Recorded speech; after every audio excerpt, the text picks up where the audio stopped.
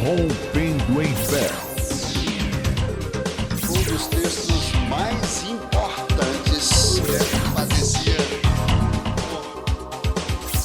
de todo ser humano. Dá uma reza no seu retorno. Começa agora o programa que veio para abençoar a família brasileira. Produzido pela Igreja Batista Lírio dos Vales, Ministério Costa Azul. Rompendo em Fé.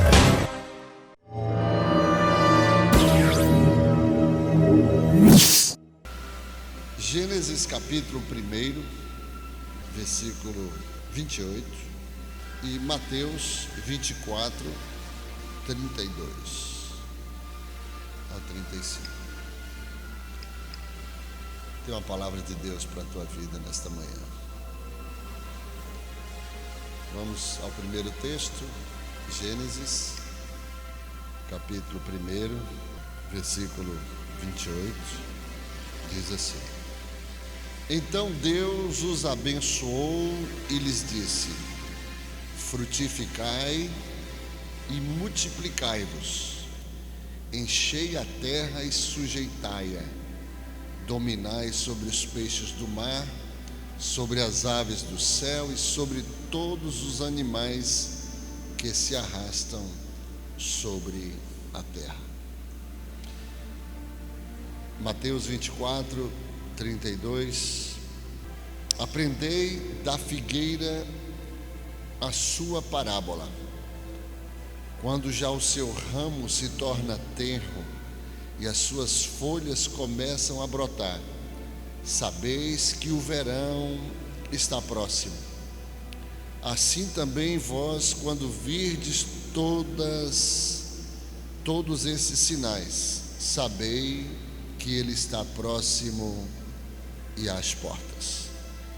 Verdadeiramente vos digo que não passará esta geração sem que todas estas coisas aconteçam.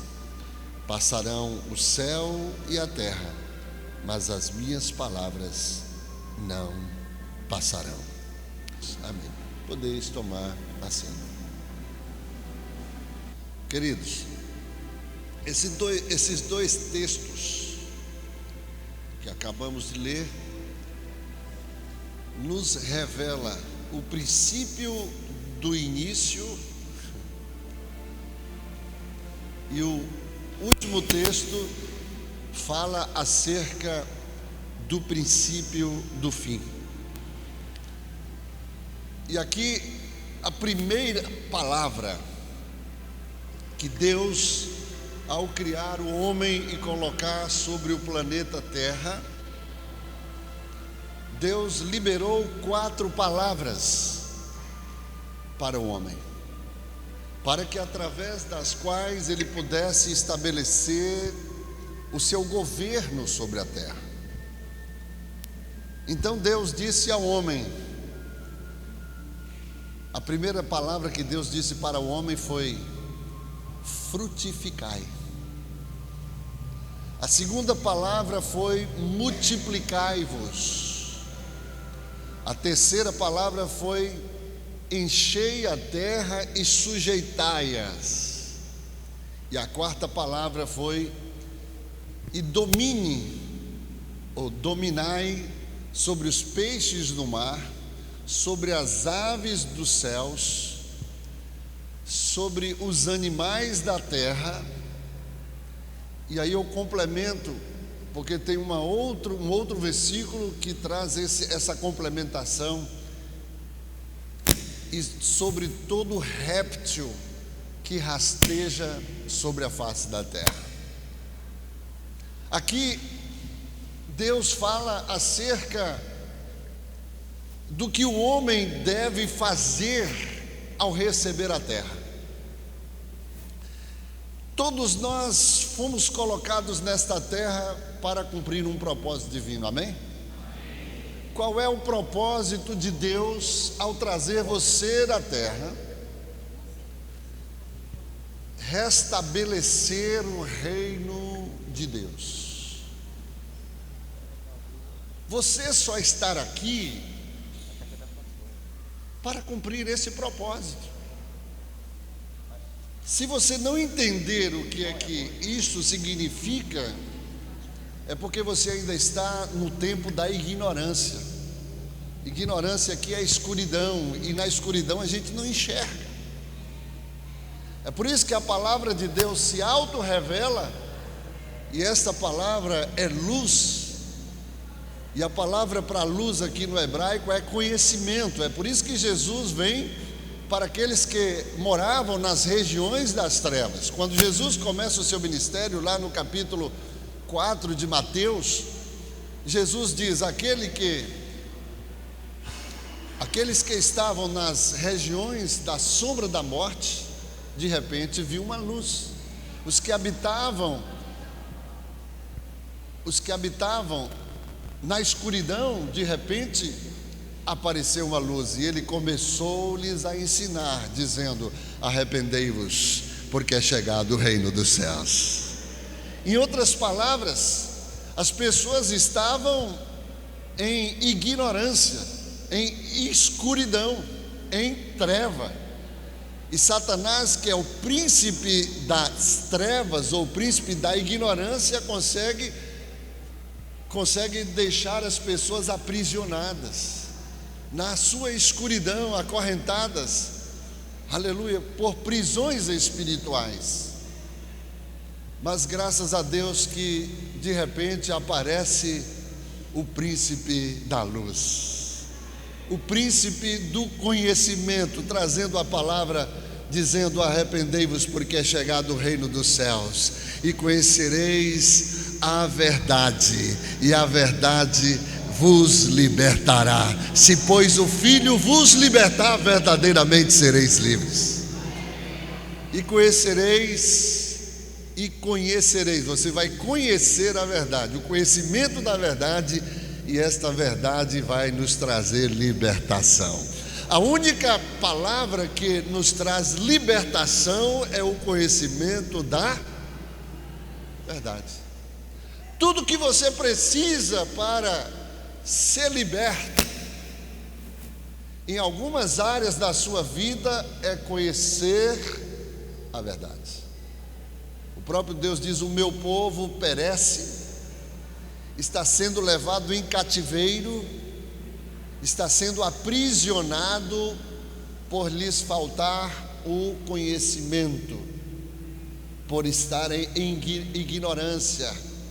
Jesus, corroborando estas palavras, diz: errais, andais como errantes nesta terra, não conhecendo as Escrituras nem o poder de Deus. Então, se nós não enxergarmos, não entendermos o porquê estamos aqui na terra, é porque estamos ainda em escuridão. Por que o mundo, as pessoas que estão no mundo, estão em escuridão? Porque não lhes foi revelado ainda a luz ou o conhecimento da palavra, da verdade, que há de libertá-los. Então Deus aqui traz a primeira palavra para o homem. No princípio do início, do começo. Todo começo tem um princípio. Assim também temos o princípio do fim e o fim do fim. São fases, são etapas. Então, lá no começo, hoje nós estamos, praticamente o mundo está desde o princípio do começo. Se você for contar os tempos, segundo o calendário judaico, né, cronologicamente, a partir, se não me engano, de hoje, começa o ano 5.779, não é isso? Se não me engano, porque os números aqui a gente não... Então, está começando um novo ano, um novo tempo. segundo o calendário judaico, que é diferente do calendário ocidental. E este é um tempo onde muitas coisas vão começar a acontecer no começo do fim, que é o fim dos tempos. Quando Jesus fala do fim, aqui no capítulo 24 de Mateus, que todas estas coisas, que é o princípio das dores, eu não vou ler porque é muito longo e não dá para a gente entrar mais detalhadamente, mas Jesus anunciando aqui o princípio do fim, falando do princípio das dores, ele começa a descrever acerca dos acontecimentos, dos grandes acontecimentos que são sinais que vão evidenciar, aleluia, o princípio do fim. E nós hoje estamos vivendo este tempo, o princípio do fim. Só que lá no princípio do começo, Deus deu 4 palavras para o homem. E as 4 palavras são: a primeira, por que está na ordem cronológica? Frutificai. A segunda, multiplicai-vos. A terceira, enchei a terra e sujeitai-a, falando de consolidar a multiplicação, encher, sujeitando através de princípios de autoridade, estabelecendo a ordem. E por fim, ele diz: dominai o mundo vegetal, falando das árvores do campo, o mundo animal, falando dos peixes e dos animais que vivem sobre a face da terra, e também do mundo espiritual, falando da velha serpente e dos escorpiões que rastejam. Todos os animais que rastejam sobre a face da terra são escorpiões, falando do mundo espiritual. Em outras palavras, Deus está dizendo: você vai receber autoridade, poder para dominar sobre o mundo animal, sobre o mundo vegetal e sobre o mundo espiritual. Deus nos deu estas prerrogativas para que nós pudéssemos viver assim, desta forma. Irmãos, a terra é o estrado dos nossos pés. A terra foi o lugar que Deus preparou para que o homem vivesse sobre ela. No Salmo 115, versículo 16, o salmista Davi diz: os céus são os céus do Senhor, mas a terra deu a ele, aos filhos dos homens. Quem tem autoridade sobre a terra? Eu e você. No dia que nós partirmos deste mundo, a nossa autoridade cessa. Você só pode apitar aqui enquanto você tiver fôlego de vida. Só quem decide nessa terra é eu e você, somos nós, são aqueles que estão sobre a face da terra. E é nesse tempo, nesse período em que permanecermos, que passarmos aqui sobre a terra, que nós precisamos fazer a história, que precisamos de fato deixar legados, cumprir o propósito pelo qual Deus nos trouxe essa terra, irmãos. Deus é um Deus de propósito. Deus não faz nada sem propósito. E eu quero te dizer uma grande verdade. Eu sempre tenho dito que o propósito de Deus sobre a tua vida é a garantia da tua permanência aqui na terra.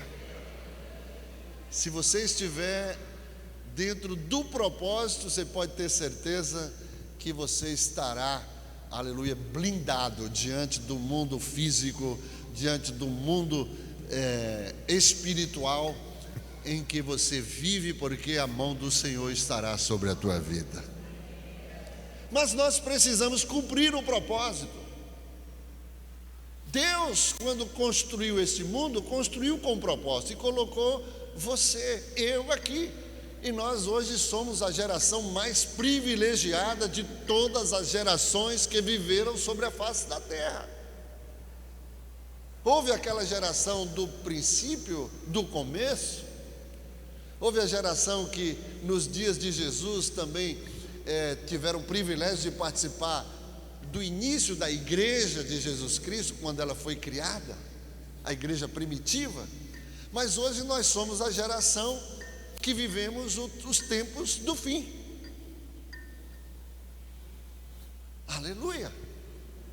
Agora, existe aqui uma questão que às vezes a gente acha que está em desconexão, está desconexa. Por quê? Há uma profecia no livro de Joel, que é uma das profecias que ainda não se cumpriram ainda, que é para os tempos do fim. Segundo alguns estudiosos, estamos a aproximadamente 20 profecias para se cumprir os tempos do fim. Quantas profecias? 20, aproximadamente. Quantas profecias foram estabelecidas durante todo o tempo do homem na terra? Aproximadamente 3.000 profecias. Quantas promessas foram estabelecidas sobre o homem para que eles pudessem desfrutar sobre a face da terra? Mais de 8.000 promessas. Mas aproximadamente 3.000 profecias, as quais já se cumpriram 2.980 profecias aproximadamente. E faltam 20 profecias para se cumprir os tempos do fim. E uma das profecias que vai se cumprir e que envolve diretamente a igreja, Joel diz lá no capítulo 2: e derramarei naquele dia, e acontecerá naquele dia que derramarei o meu espírito sobre toda a carne. Vossos filhos e vossas filhas profetizarão, vossos jovens terão visões e sonharão vossos velhos, e até sobre os meus servos e sobre as minhas servas derramarei o meu espírito naqueles dias e profetizarão. Queridos, Joel fala aqui de um derramar de plenitude. Quando Joel fala derramarei o meu espírito, Pedro, lá no início da igreja primitiva, pega esta mesma profecia e coloca ela adequadamente, adaptando ao tempo em que ele estava vivendo, e faz se cumprir parte dessa profecia. E Pedro então diz: e derramarei o meu espírito, do meu espírito sobre toda a carne. E este espírito que foi profetizado pelo profeta Joel começa a ser derramado no início da igreja primitiva. Só que nós, hoje, a geração que vive os tempos do fim, tem o privilégio e a grande oportunidade de, aleluia, viver o grande derramar do Espírito Santo, de forma total, de forma plena, de forma completa. Aleluia. Mas há um paradoxo, queridos, há uma controvérsia.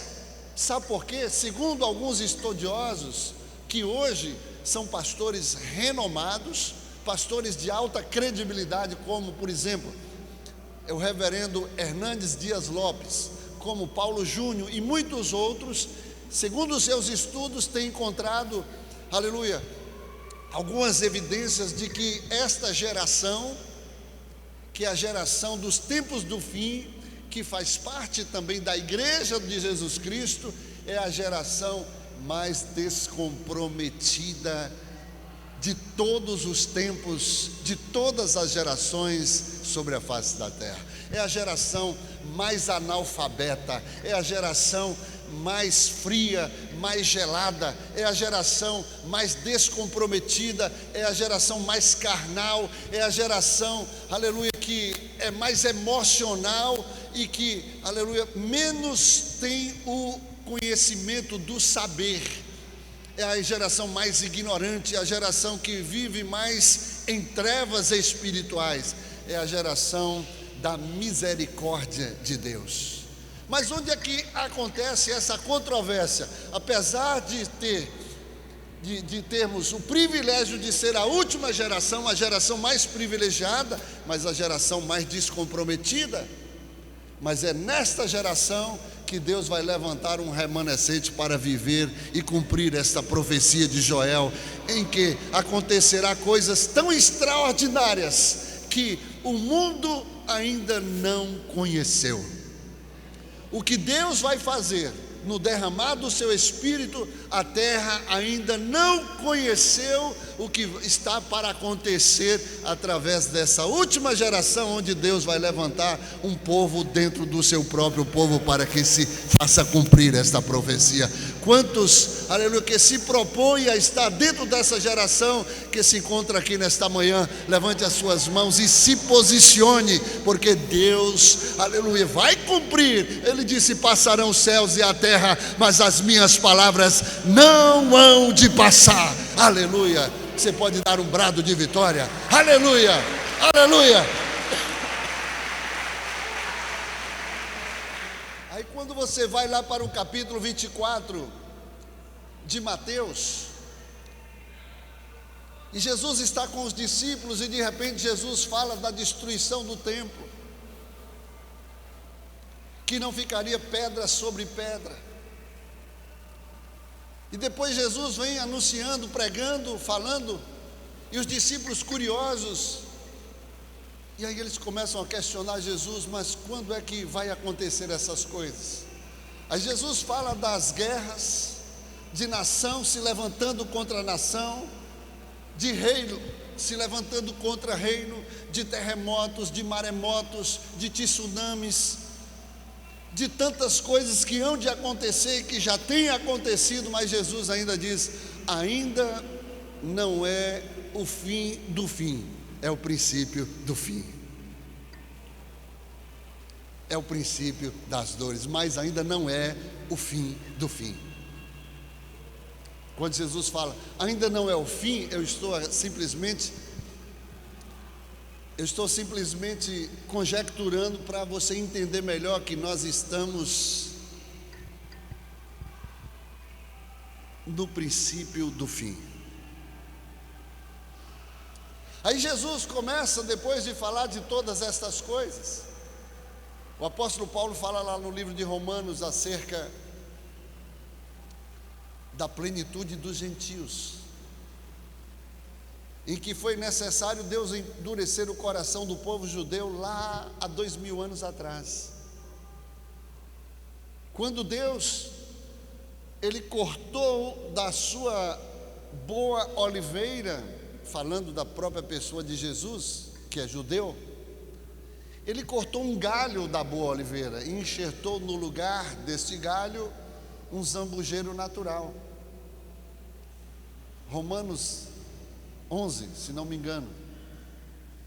E Ele pega uma planta brava, uma planta sem valor, Ele pega um galho desta planta e enxerta no lugar de um galho de oliveira, enxerta esse zambujeiro. O que o apóstolo Paulo quer nos ensinar com isso? Que o próprio Deus foi quem, na sua soberania, aprove a Ele introduzir um outro povo. Isaías diz que Ele olhou para um povo que não era seu e amou esse povo, e não tapou os seus ouvidos para que não ouvisse, nem fechou os seus olhos para que não visse, nem encolheu as suas mãos para que não estendesse, mas amou esse povo, e pegou esse povo que era estranho à aliança da promessa, um povo que estava fadado ao fracasso, à miséria, à pobreza e à condenação do inferno, e Deus amou esse povo. Então Deus teve que endurecer o coração do seu povo Israel. Endureceu o seu coração para que não entendessem. Fechou os seus olhos para que não vissem, tapou os seus ouvidos para que não ouvissem. Irmãos, quando Deus endurece o coração, aqui eu entendo que é uma atitude da soberania de Deus, que Deus, para poder fazer uma modificação no seu projeto, porque na sua presciência tudo isso já estava pré-determinado, porque Deus conhece todas as coisas. Ele é antes do início e depois do fim. Antes que houvesse dia, eu sou, e não há quem possa fazer se escapar das minhas mãos, pois operando eu, quem impedirá? Ele é antes da criação do mundo. Ele é antes de todas as coisas, e na sua presciência, antes da consciência, ele já sabia de todas as coisas. Então Deus pega um povo que não era seu e ama esse povo, e faz desse povo ovelhas do seu pastoreio, faz desse povo um sacerdócio santo, um sacerdócio real, um povo santo, aleluia, um povo de propriedade que ele adquire pelo seu próprio sangue, pelas suas próprias entranhas, e constitui um povo sacerdotal e real, falando-se de reino, e estabelece dentro do cenário que ele mesmo construiu diante do seu povo Israel. Quando a gente fala lá daquela parábola da vinha, eu já preguei isso aqui, que o dono da vinha, que é Deus, que é o dono da terra, o que toma conta da vinha é o vinhateiro, né? É o viticultor ou vinhateiro, que é o pastor, né? E que ele havia plantado na vinha o produto da vide, né? Uvas, e plantou dentro da vinha uma figueira. Jesus fala lá no livro de João 15: eu sou a videira verdadeira e o meu pai o agricultor. E ele fala: todo ramo que estando em mim não der fruto, o meu pai tira, corta, mas o que der fruto ele poda, para que frutifique mais ainda. E observe que a primeira palavra que Deus exige e requer, que ele deu para o homem, ele vai requerer do homem, é a frutificação. Porque se não frutificar, perde todo o sentido da existência pelo qual Deus nos trouxe a esta terra.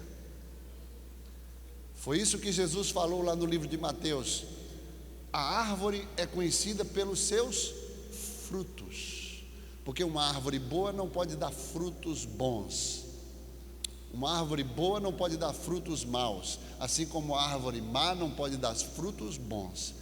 E é pelos frutos que os conhecereis. Jesus fala: a árvore que o meu pai não plantou, ele mesmo vai arrancar. E Jesus, dizendo que ele é a videira verdadeira e nós os ramos, ele está dizendo que ele é o cabeça da igreja. A videira com os seus ramos é a igreja. Nós somos os ramos da videira.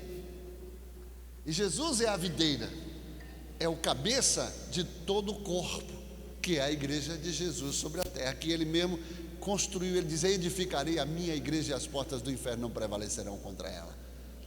Então Jesus, ele é a videira. E aí Deus, que é o agricultor, o dono da terra, plantou uma vinha, plantou uma igreja e deu ao pastor a responsabilidade de cuidar dessa igreja, da vinha. Só que dentro desta vinha havia sido plantado uma figueira. E a figura da figueira aqui aponta para Israel. E nós vamos entrar aqui agora no segundo texto, a parábola da figueira.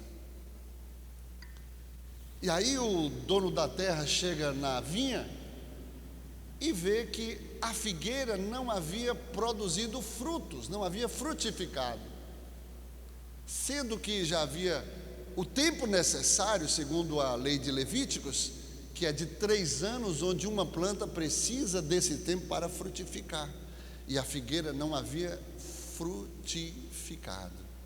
Aí o dono da terra, chegando na vinha, observa esse detalhe, que não havia fruto na figueira.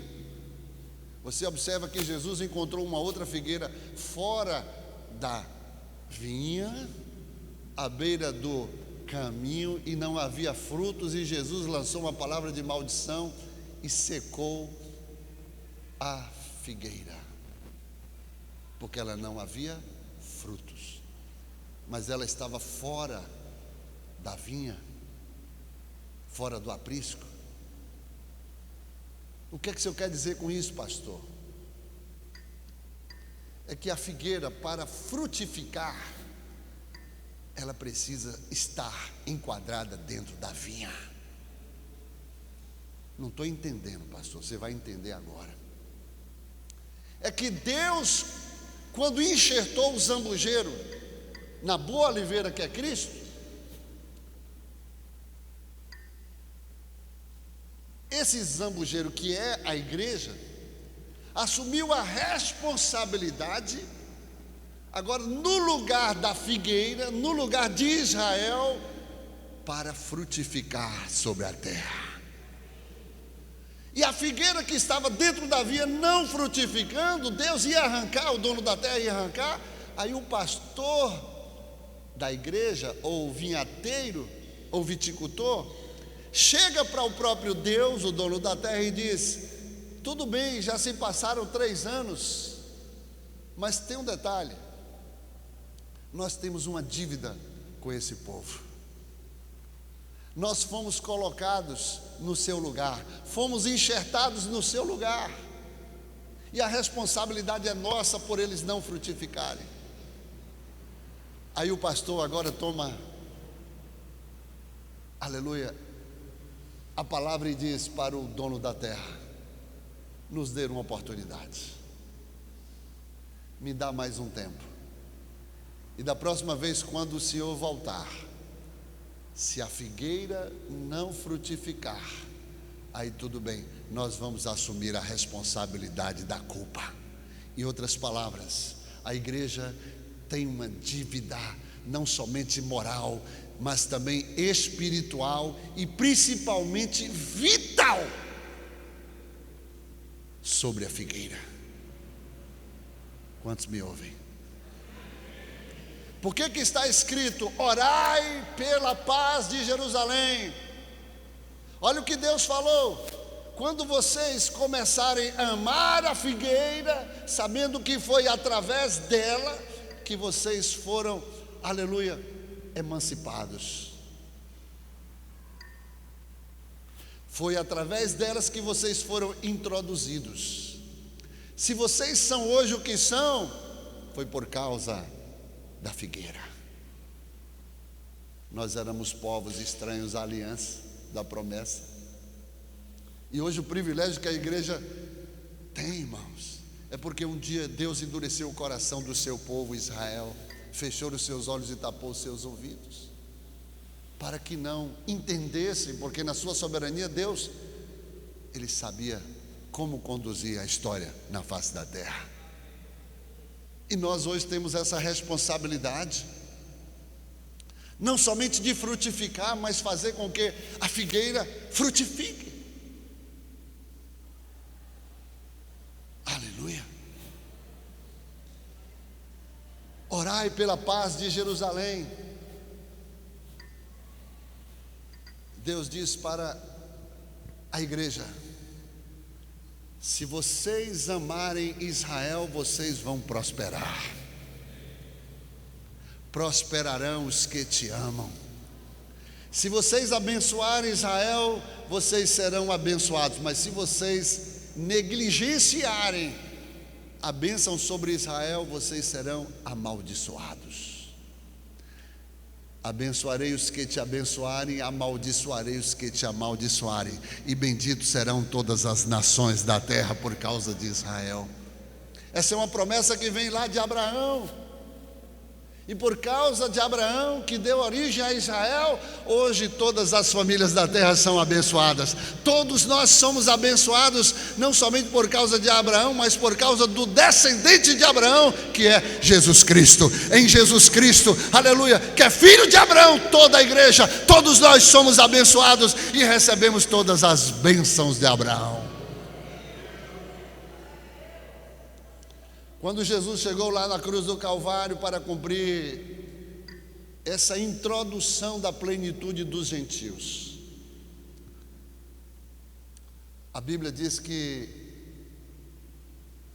Jesus, ele assumiu as nossas culpas, as nossas dores, os nossos pecados, as nossas doenças, enfermidades. Isaías 45, perdão. E pelas suas pisaduras nós fomos sarados. Em outras palavras, Jesus se tornou o que nós éramos, para que nós nos tornássemos o que Ele é. Ele morreu para que nós pudéssemos viver. Ele foi para o inferno para que nós pudéssemos ir para o céu. Em outras palavras, Ele fez uma troca. Ele foi para o nosso lugar para que nós hoje pudéssemos ir para o lugar dEle. Queridos, isso é um privilégio. Mas o que é que você tem feito da sua vida? Está na escuridão? Está em treva espiritual? Porque a igreja hoje, nunca vi se falar, irmão, de tanta baboseira.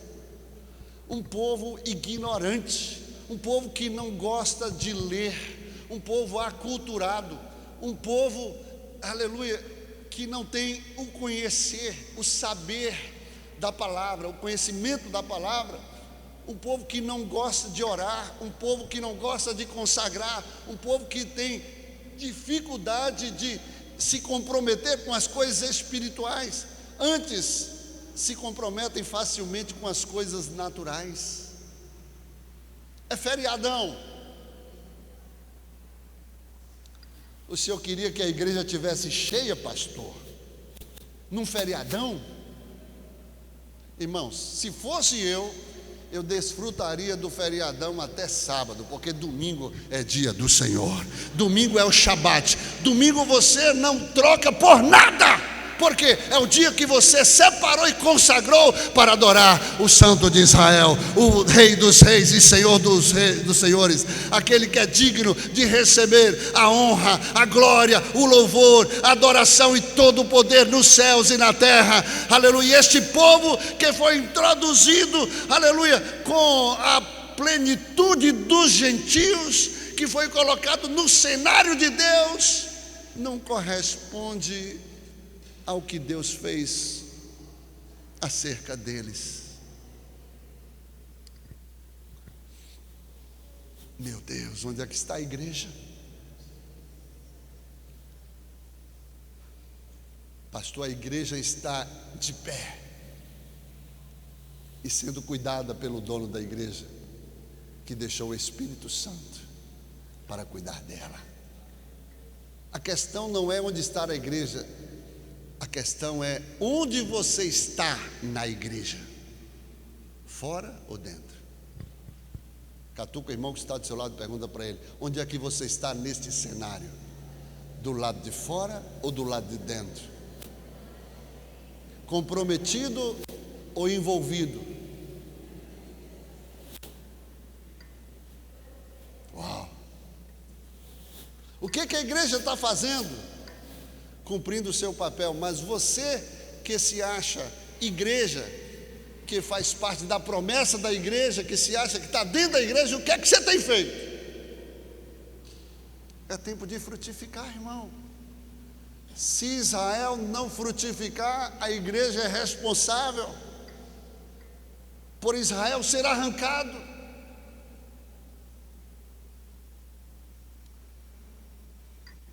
Quando foi que adentrou a plenitude dos gentios? O apóstolo Paulo fala lá em Romanos 11.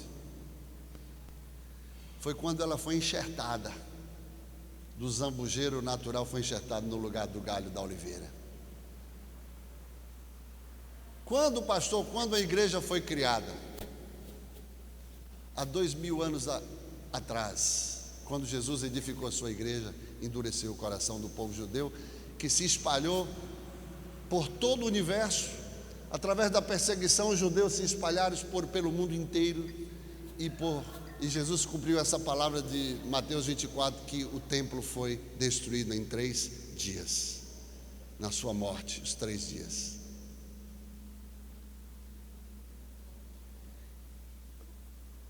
O templo foi destruído em 3 dias, reconstruiria em 3 dias, porque foi ali que ele construiu a sua igreja. Aleluia. E a igreja de lá para cá, queridos, tem vivido um tempo em que hoje nós chegamos ao princípio do fim, e Jesus agora diz lá em Mateus 24. Abra comigo Mateus 24, por favor, você vai ver um negócio interessante. A partir do versículo 21, ele diz assim: porque haverá então uma tribulação tão grande, como nunca houve desde o princípio do mundo até agora, nem jamais haverá. Porque nestes tempos do fim, são tempos de acontecimentos que você jamais ouviu falar na história do universo. E se aqueles dias não fossem abreviados, ninguém se salvaria, mas por causa dos escolhidos, aqueles dias serão abreviados. Aí você pula para o versículo 27.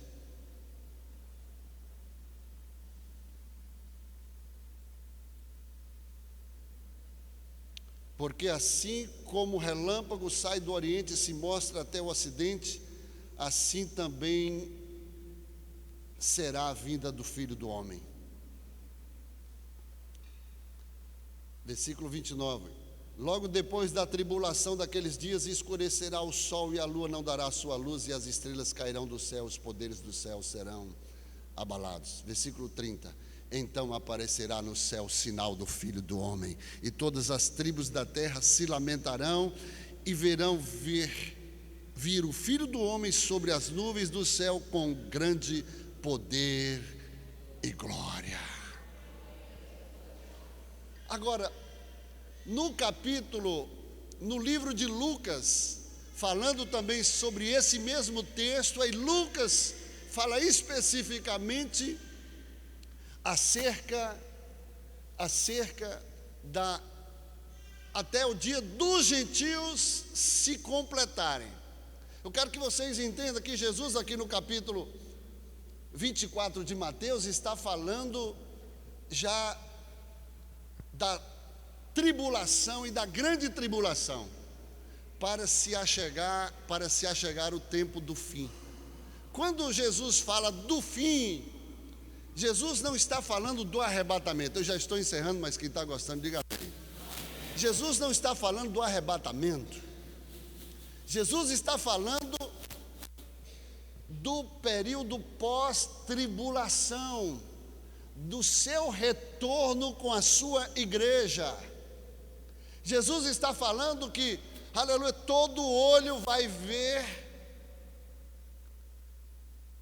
com grande poder e glória o Filho do Homem vindo nas nuvens com a igreja. E aí os que estiverem na terra, inclusive os filhos de Israel, que tiveram seus corações endurecidos, os seus olhos fechados, os seus ouvidos tapados, Deus vai derramar o espírito de súplica e de graça, aleluia, e eles vão se quebrantar, aleluia, e eles terão seus olhos abertos e eles verão quem o traspassaram nas nuvens. Mas nesse momento, nesse episódio, Jesus está voltando com a igreja, aleluia, e quem estiver na terra vai ver esse grande cenário com grande poder e glória. E aí Jesus vai salvar o povo de Israel.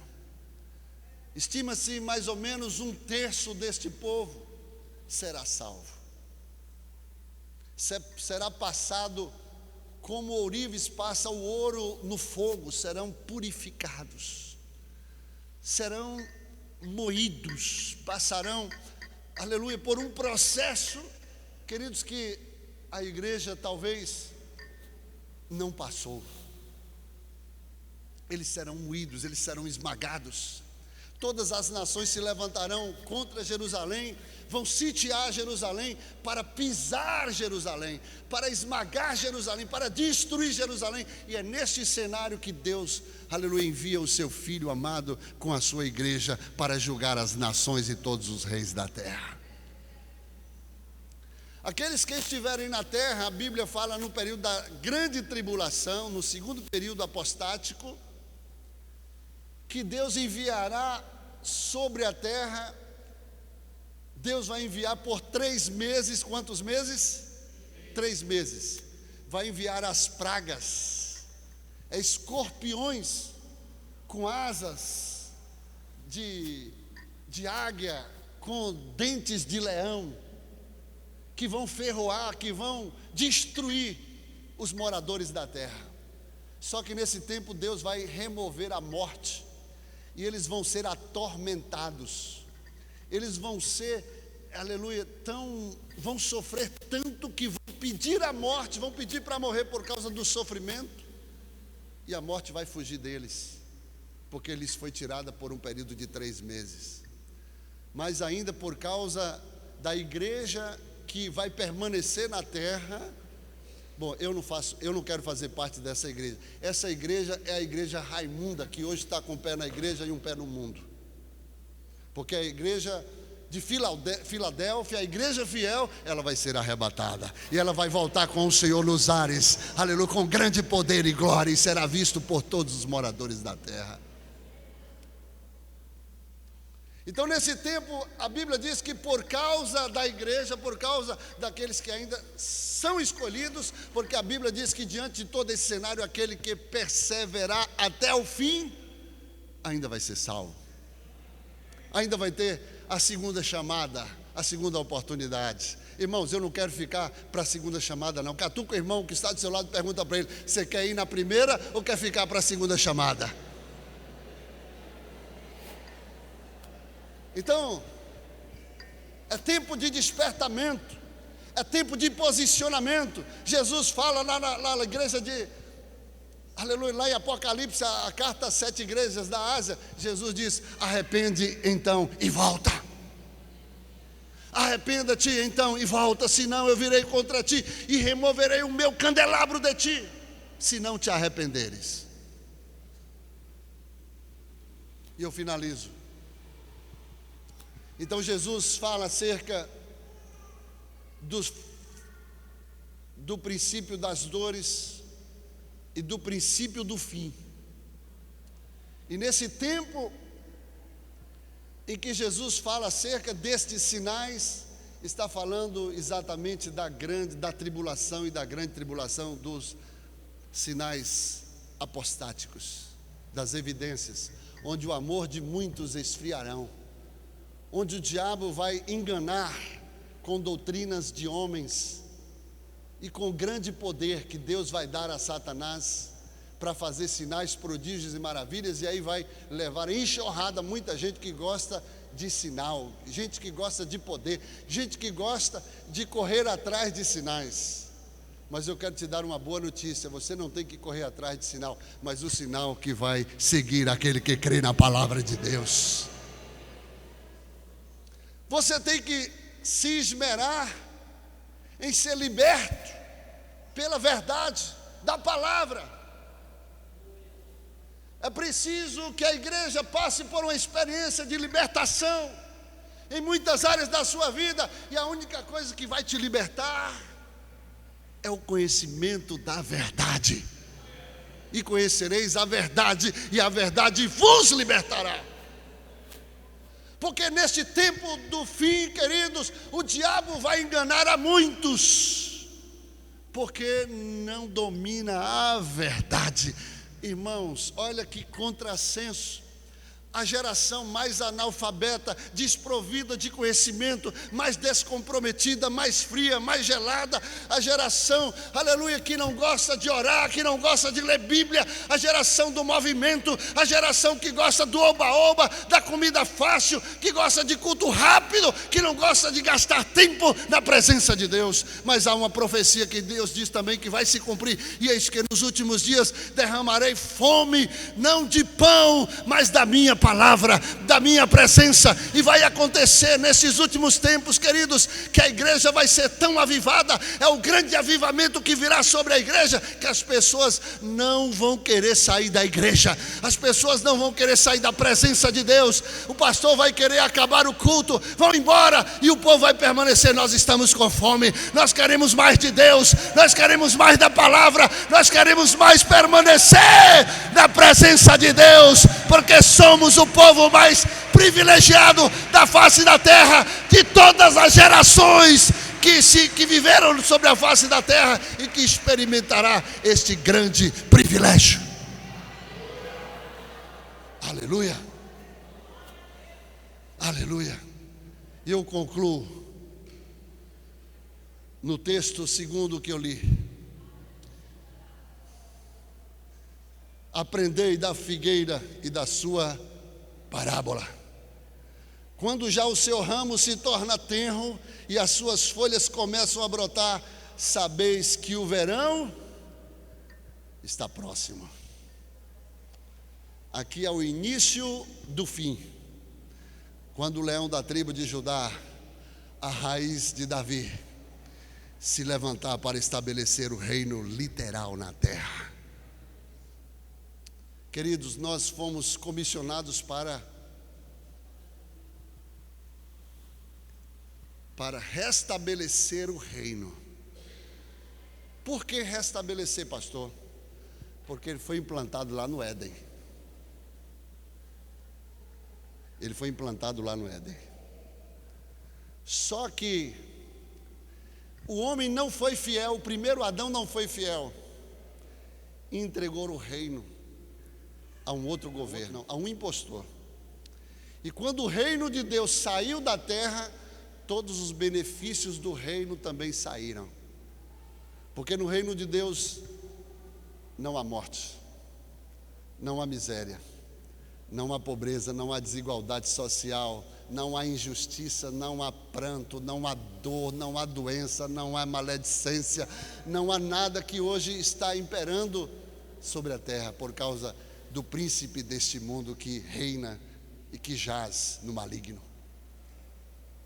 Quando o reino de Deus saiu, todos os benefícios do seu reino também saíram, e o diabo passou a reinar sobre a terra, e o primeiro ato do seu governo foi morte, por causa da infidelidade de quem Deus havia constituído o domínio da terra, o governo da terra. Amém? Só que graças a Deus, Deus não desistiu do seu projeto, enviou outro Adão. Algumas traduções falam do segundo Adão, mas eu gosto da tradução que fala do último Adão, porque não haverá mais outro, para restabelecer o reino, e confiou este reino a um outro povo que somos nós. O que é que você está fazendo aqui, queridos? Você sabe por que você está aqui? Existem 5 perguntas que nós precisamos ter claro na nossa mente. De onde eu vim? Eu vim de Deus. Por que estou aqui? Estabelecer o reino dele, restabelecer o reino dele.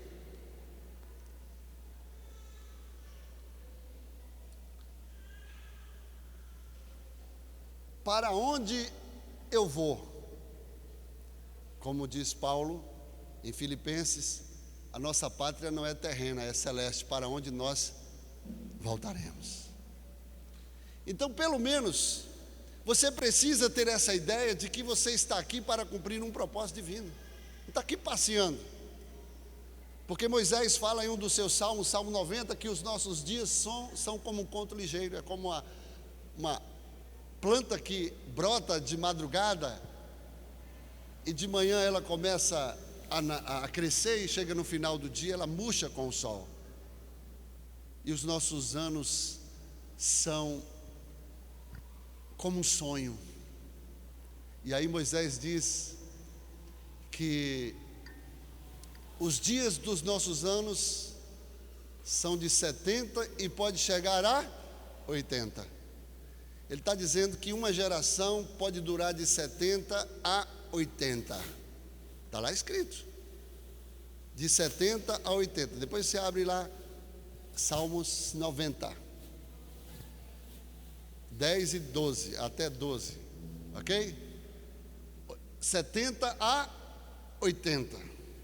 Mas existe aí o extra de Deus, que está lá no livro de Isaías, capítulo 39 a 40. Mas os que esperam no Senhor renovarão as suas forças, subirão com asas como águia, correrão e não se cansarão, caminharão e não se fatigarão. Aí fica por conta do extra de Deus. E aí Moisés diz que uma geração pode durar de 70 a 80. Agora vamos fazer um cálculo matemático, porque o tempo do fim não compete ao homem, nem o filho sabe, mas somente o pai. E Paulo diz, até que a plenitude dos gentios haja entrado, ou seja, até o fim. Lucas diz acerca destes tempos em que, quando se encerrar a plenitude dos gentios, Jesus volta. O tempo da igreja, o tempo da missão da igreja vai se encerrar. Esse é o tempo do fim. E nós precisamos cumprir a missão da igreja, o propósito pelo qual existimos como igreja. É por isso que os nossos olhos precisam ser abertos mais do que nunca nos dias de hoje. Aí ele diz: aprendei da figueira a sua parábola. Quando o seu ramo se torna tenro e as suas folhas começam a brotar, sabeis que o verão está próximo. Assim também vós, quando virdes todos estes sinais, sabeis que ele está próximo e às portas. Os frutos da figueira são semelhantes a esses sinais que são avisos de Deus prementes, que estão evidentes, claros diante dos nossos olhos. As lições da figueira, queridos, assim como a segunda vinda se dará no verão em todos os sentidos, no sentido natural e no sentido espiritual. Mas pastor, e o verão espiritual? Jesus é quem está dizendo. E depois ele confirma, passarão os céus e a terra, mas as minhas palavras não vão passar. Jesus não pode ser mentiroso, irmão, porque ele é a própria verdade. É ele que está afirmando. Tá bom, pastor, quando foi que a figueira começou a brotar? Quando foi? 1948. Se cumpriram algumas profecias este ano em Israel.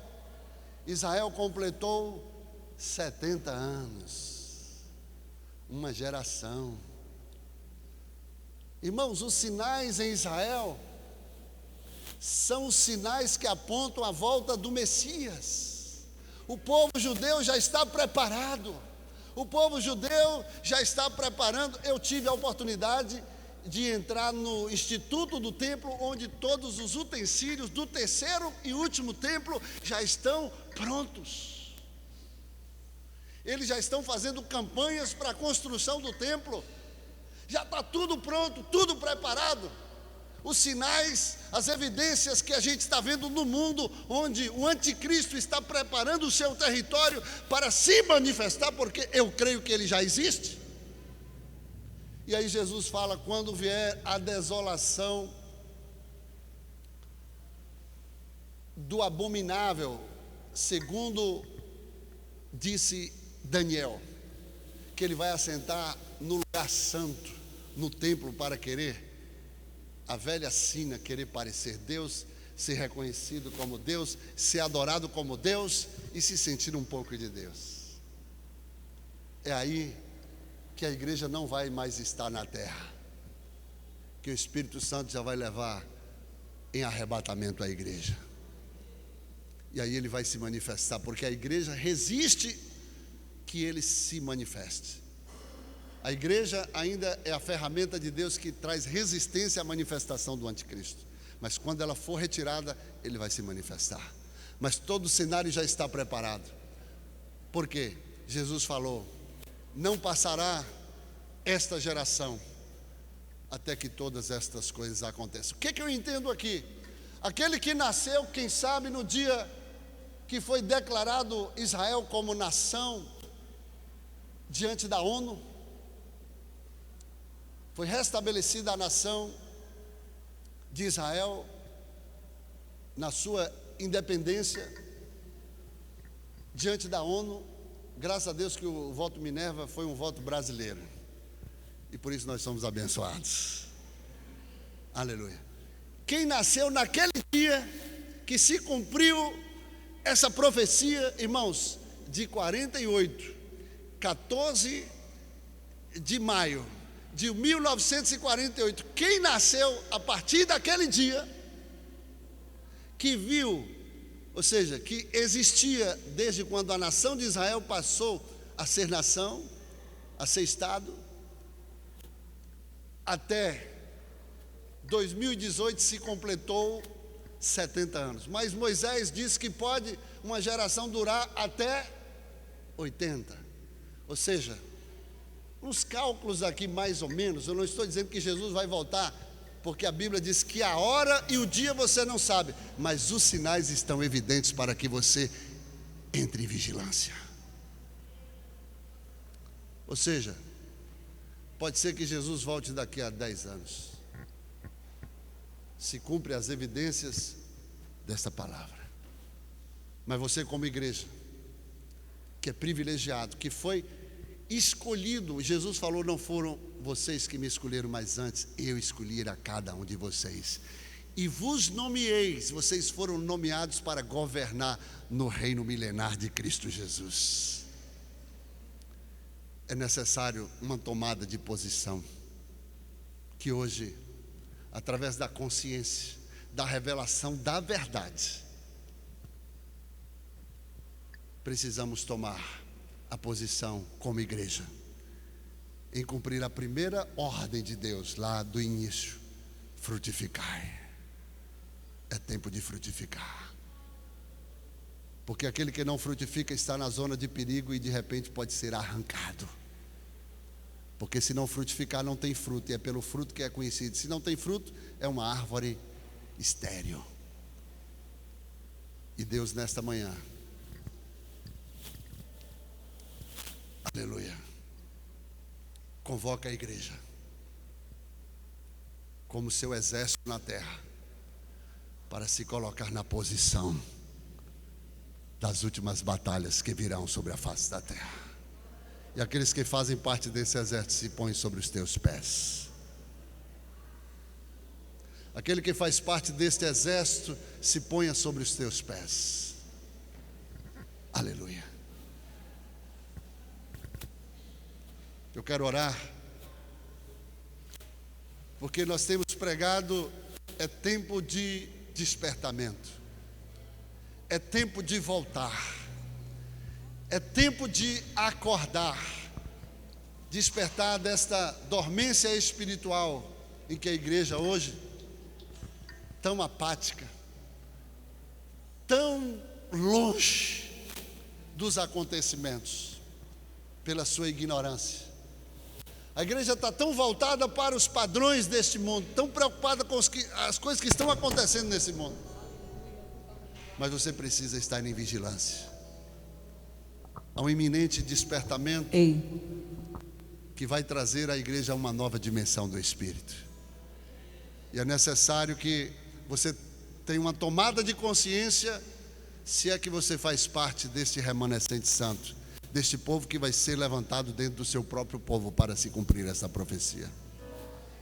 Se você entende isso, eu quero convidar você a vir aqui à frente, que eu, como sacerdote, eu quero orar pela tua vida. Sai do seu lugar e venha rápido. Pai, eu quero te amar, tocar no teu coração e me derramar aos teus pés. Aleluia! Mais perto eu quero estar, Senhor, e te adorar com tudo que sou. A ti eu rendo glória, aleluia,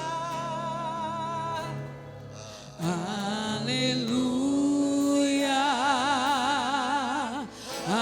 aleluia. Pegar na mão do seu irmão. Aleluia. Você pode pegar na mão do seu irmão e levantar as suas mãos para o alto. Aleluia. Levante as suas mãos para o alto. Feche os seus olhos.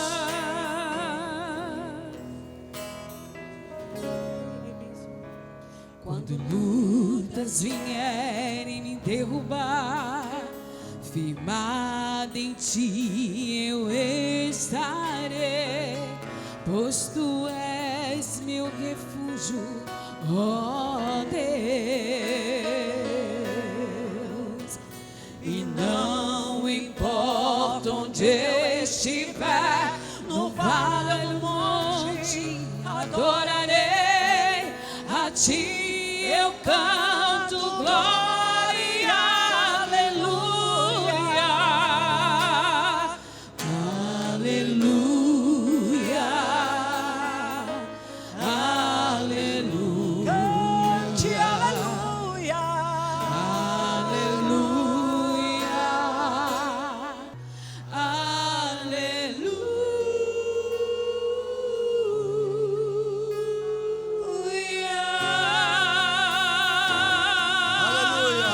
aleluia. Glória a Deus! Foi a minha decisão, Jesus amado,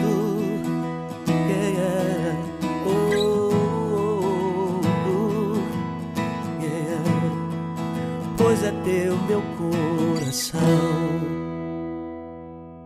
Produzido pela Igreja Batista Lírio dos Vales, Ministério Costa Azul, rompendo em fé.